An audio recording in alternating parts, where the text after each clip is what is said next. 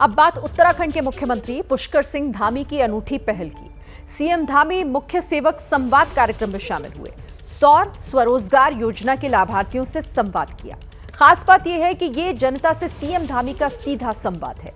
आखिर कैसे सीएम धामी की ये पहल सरकार और जनता के बीच सेतु का काम कर रही है, आप देखिए।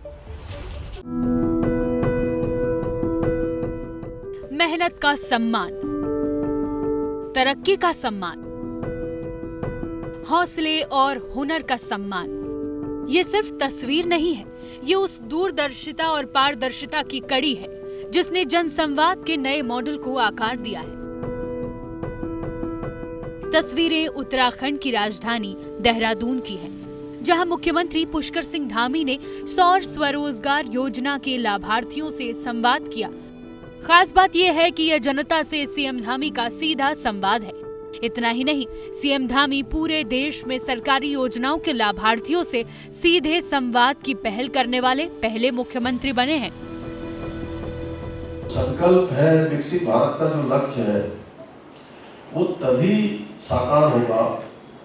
विकसित भारत तब बनेगा जब विकसित उत्तराखंड बनेगा, और विकसित उत्तराखंड तभी बनेगा जब हमारा उत्तरकाशी विकसित बनेगा, चमोली उत्तर बनेगा।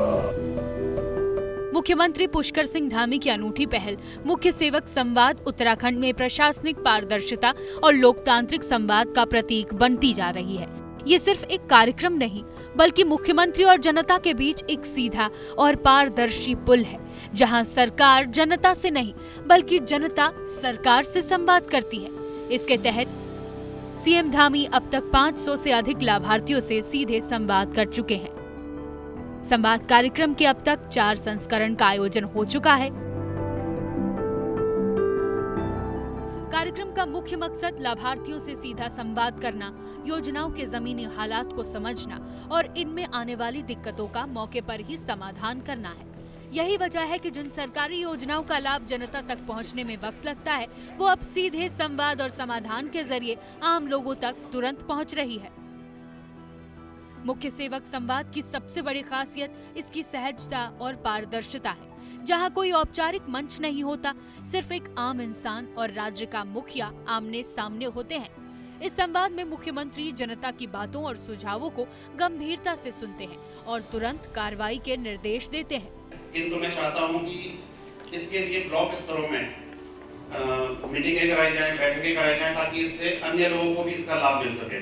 रूप से मैं जो हमारा प्रशिक्षण एवं सेवानिवृत्ति विभाग है उसको इस संबंध में आवश्यक कार्रवाई के निर्देश दिए।